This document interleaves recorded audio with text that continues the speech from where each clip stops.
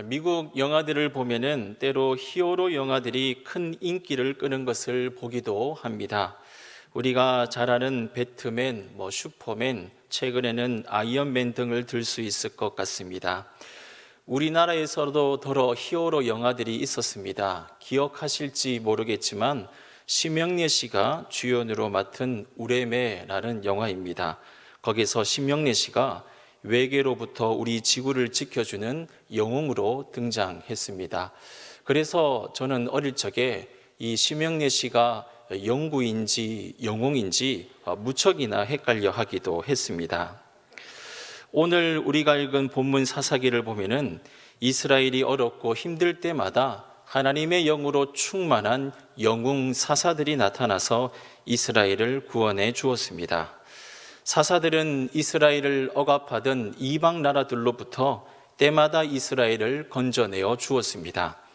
삼손과 같은 사사들은 엄청난 힘으로 가나안 족속을 물리치기도 했습니다. 그런데 사사기 후반부 17장에서부터 21장에서는 더 이상 그러한 영웅 사사들이 등장하지 않습니다. 다만 왕정시대가 도래하기 전 이스라엘이 어떠했느냐를 성경은 우리에게 말하여 주고 있을 뿐입니다. 17장에서부터 21장까지에는 두 개의 스토리가 연결되어져 있습니다. 이 17장에서부터 21장까지의 이야기에서는 더 이상 사사도 등장하지 않고 앞선 사사기의 내용과는 전혀 다른 성격의 이야기가 전개되고 있습니다. 그 가운데 오늘 우리가 읽은 본문의 내용을 살펴보면 이러합니다. 오늘 우리가 읽은 본문은 사사기 19장에서부터 21장까지 연결된 말씀입니다.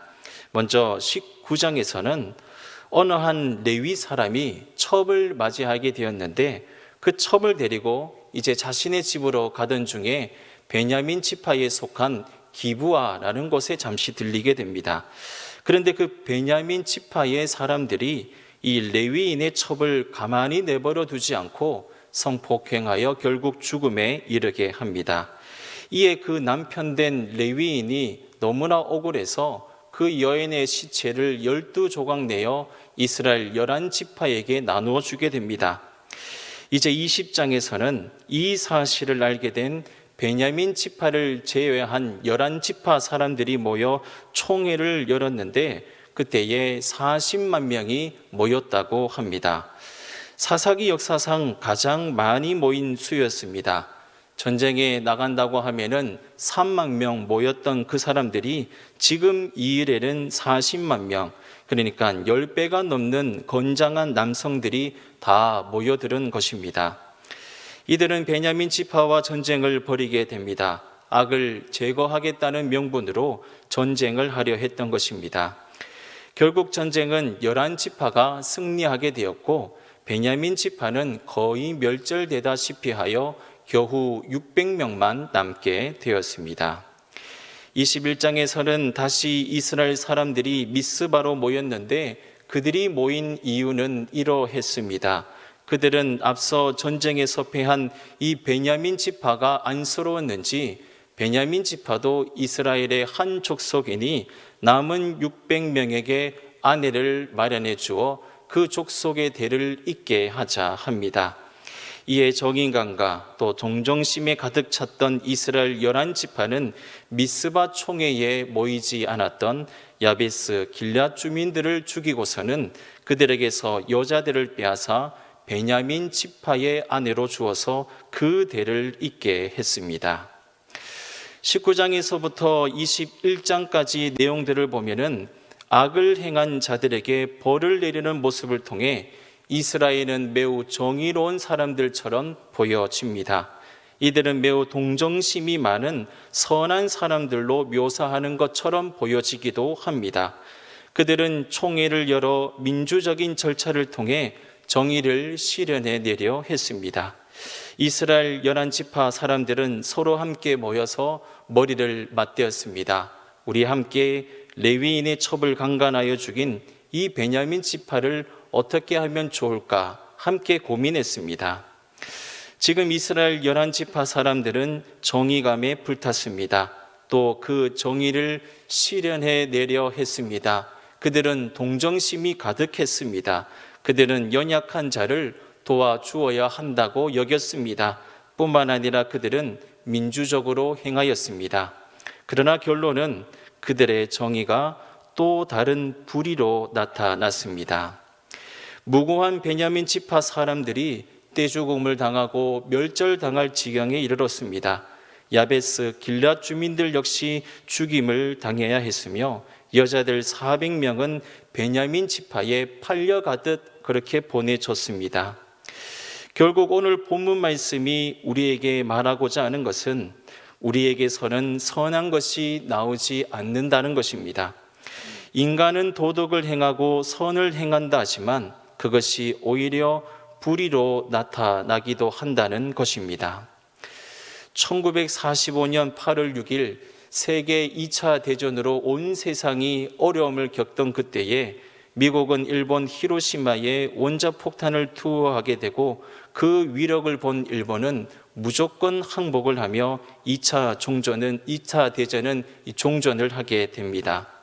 그때 히로시마의 인구 10만 명이 그 즉시 즉사했고 그 후 방사선에 핍박된 사람들은 기형과 같은 큰 고통을 겪어야만 했습니다. 반면 전쟁을 끝낸 미국은 핵폭탄을 만든 과학자 오펜하이머를 전쟁의 영웅으로 지켜 세웠습니다. 그러나 정작 오펜하이머 자신은 후회하였다고 합니다. 순수 과학이 전쟁에 사용될 때 과학이 죄가 될 수 있다는 것을 깨닫게 되었다고 합니다. 오펜하이머는 핵실험 성공의 순간에 자신은 세상의 파괴자가 되었다고 고백하기도 했습니다. 전도서에서는 이렇게 말씀하고 있습니다. 내 허무한 날을 사는 동안 내가 그 모든 일을 살펴보았더니 자기의 의로움에도 불구하고 멸망하는 의인이 있고 자기의 악행에도 불구하고 장수하는 악인이 있으니, 이 전도서의 말씀을 보면 의인이나 악인이나 똑같다라는 결론이 내려집니다. 더 나은 게 없다라는 것입니다. 그래서 이 땅에서의 모든 것을 깨달은 지혜자는 이렇게 말했습니다. 헛되고 헛되며 헛되고 헛되니 모든 것이 헛되도다. 해 아래에서 수고하는 모든 수고가 사람에게 무엇이 유익한가? 전도자는 이 땅 아래에서 행하는 그 모든 것들이 헛되다고 고백했습니다. 우리 역시도 조금만 생각해 보면 이 말씀의 뜻을 금방 이해할 수 있습니다. 우리가 수고하고 노력한 그 결과가 때로는 아무 성과를 얻지 못하는 때도 있고, 우리의 기쁨이 때로는 남의 불행으로 나타났다는 것을 우리 모두는 잘 알고 있습니다. 우리가 처음 선이라 했던 그것이 나중 악이 될 때도 있습니다. 지금 사사기 후반부의 이 말씀들은 이것을 우리에게 말씀해 주고 있습니다. 우리에게서는 지혜가, 우리에게서는 선한 것이, 우리에게서는 정의가 나타날 수 없습니다. 우리 스스로 그것을 만들어낼 수 없다는 것을 지금 사사기 후반부는 우리에게 말씀하여 주고 있습니다. 오히려 우리의 미련함과 한계만을 드러내어 주고 있을 뿐입니다. 지금 우리들이 살아가는 이 시대를 살펴보면 무엇이 선이고 무엇이 악인지 그 기준 자체가 참 모호합니다. 단지 사람들의 인기몰이를 얻어내면 그것이 선이 될 때도 있습니다. 이러한 시대에 지금 우리 그리스도인들이 놓여져 있고 우리는 이때에 깨어 신앙생활해야 할 것입니다. 이제 우리는 우리에게 소망을 두기보다는 하나님께 소망을 두어야 하겠습니다. 하나님만 더 의지해야 하겠습니다. 우리 자신의 지혜와 경험보다는 하나님의 지혜를 구해야 하겠습니다. 그러기 위해서 오늘 우리는 세 가지를 결단해야 할 것입니다. 첫째로 우리는 먼저 우리의 어리석음을 깊이 깨달아야 합니다. 우리에겐 지혜가 없습니다. 우리에겐 그 어떠한 소망도 없습니다. 우리에게서는 선한 것이 만들어질 수 없습니다. 우리는 한계가 있음을 인정해야만 합니다. 이것을 인정하는 것이 가장 먼저 우리들이 해야 할 일입니다. 우리가 죄인이라는 것을 깨닫고 겸손해야 한다는 것입니다. 성경은 분명히 이렇게 말씀합니다. 의인은 없나니 하나도 없다라고 선언합니다. 그러나 이것을 인정하는 건 역시 우리 힘으로는 되지 않습니다. 성령님이 도와주셔야 합니다. 말씀의 빛이 들어와야 합니다. 그제서야 우리들은 회개할 수 있는 것입니다. 예수님의 말씀에 순종하여 깊은 데로 가서 그물을 내렸을 때 그물이 찢어질 만큼 고기를 거둔 베드로가 했던 첫 말이 주여 나를 떠나소서 나는 죄인이로소이다 였습니다. 베드로는 그 기적 속에서 말씀대로 이루시는 예수님의 신성을 보았기 때문입니다. 예수님 앞에 선 자신이 죄인임을 깊이 체험했던 것입니다. 예수님의 말씀이 우리 자신을 비출 때 그때 우리는 우리가 죄인인 것을 알게 되는 것입니다. 그러니 우리는 주님 앞에 늘 언제나 겸손해야 할 것입니다. 주님께 쓰임받은 자들은 모두 다 한결같이 자신의 한계와 죄성을 고백했던 자들이었습니다. 성 어거스틴 역시 그의 고백록에서 자신의 죄를 고백했습니다. 자신의 신앙 업적이나 신학적 지식을 자랑했던 것이 아니라 먼저는 자신의 죄를 고백했고 이를 책으로 후대에 남겼습니다. 그리고 그 죄의 고백 속에서 하나님은 어거스틴에게 찾아와 주셨습니다. 우리의 마음이 겸비하여 하나님 말을 향할 때 그때 비로소 은혜는 우리에게 찾아오게 되는 것입니다. 둘째로 하나님의 진리 가운데로 들어가야만 합니다. 우리는 하나님께로 가서 배워야 합니다. 하나님께 묻고 하나님으로부터 지혜를 구해야 합니다. 잠언 2장 6절 말씀에는 여호와는 지혜를 주시며 지식과 명철을 그 입에서 내시며 라고 말씀하셨습니다. 지혜는 하나님에게서 나옵니다. 하나님은 지혜의 근원이십니다. 그리고 이 하나님의 지혜는 말씀을 통해서 우리들은 알 수 있습니다. 그러므로 우리는 하나님의 말씀을 듣는 자세를 길러야 할 것입니다. 우리들은 하나님의 말씀을 듣는 시간을 가져야 합니다. 뉴스도 좋지만 세상 소리보다는 하나님의 소리에 우리들은 귀를 기울여야 합니다. 하나님보다 진리는 없습니다. 우리는 세상 소리, 사람들의 소리, 내 마음의 소리, 내 지식의 소리에 귀 기울이지 말아야 합니다. 우리가 경청해야 할 소리는 오직 하나님의 말씀밖에 없습니다.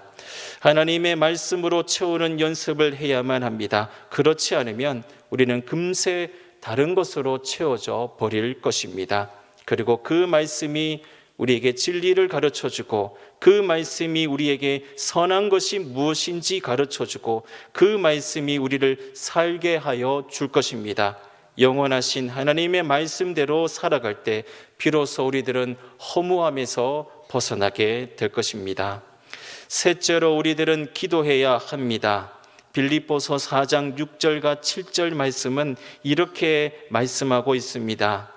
아무것도 염려하지 말고 다만 모든 일에 기도와 간구로 너희 구할 것을 감사함으로 하나님께 아뢰라. 그리하면 모든 지각에 뛰어난 하나님의 평강이 그리스도 예수 안에서 너희 마음과 생각을 지키시리라. 아멘. 방금 읽은 말씀에서 우리의 마음과 생각을 지킬 수 있는 유일한 길은 기도라고 말씀하고 있습니다. 기도할 때 우리의 마음은 하나님 앞에 서게 될 것입니다. 기도할 때 하나님께서 우리의 마음과 생각을 붙잡으셔서 우리가 흔들리지 않게 하실 것입니다. 우리 사람들의 마음이 얼마나 연약하고 또 우리의 생각이 얕은지 옛말에 사람의 마음은 바람 앞에 등불 같아 라는 말이 있습니다. 아주 작은 외부 영향에서도 쉽게 흔들린다는 의미입니다. 우리는 다 양 같아서 제 각자의 길로 가려 합니다. 그 길이 좋은 길인지 나쁜 길인지 알지도 못합니다. 그러나 선한 목자만이 우리를 푸른 초장 쉴 만한 물가로 인도할 뿐입니다. 우리의 능력과 힘으로는 우리를 지키거나 바른 길로 가게 할 지혜가 없습니다. 베드로만 보아도 알 수 있습니다. 베드로는 예수님의 수제자였습니다. 베드로만이 십자가에 달리시기 전 예수님의 신성에 대해서 고백했던 가장 예수님을 잘 알고 있던 제자였습니다. 그래서 그는 예수님께서 십자가에 달리시기 전 모든 사람들이 다 버릴지라도 자신만큼은 예수님을 버리지 않겠다 호언장담까지 했습니다. 그런 베드로였지만 예수님 버리고 심지어 저주까지 하였습니다. 우리도 그러합니다. 우리가 우리 자신을 지켜낼 수 있거나 믿음이 대단하거나 하지 않습니다. 하나님만이 우리의 피난처가 되시며 우리의 선한 목자가 되십니다. 그리고 기도할 때 하나님은 우리를 선한 길로 인도하여 주실 것입니다. 기도하면 하나님이 우리를 가장 좋은 길로 인도하여 주실 것입니다. 기도하면 하나님이 우리보다 앞서 새 길을 만들어 주실 것입니다. 기도하면 하나님이 역사하십니다. 그러니 오늘 우리는 기도해야 하겠습니다. 오늘 금요 기도에 나오신 여러분 모두 다 우리의 소망은 하나님 한 분밖에 없음을 고백하며 우리의 연약함을 인정하고 오직 하나님 말씀만을 의지하며 살며 또 기도하며 살아가기로 결단하는 여러분 되시기를 소망합니다.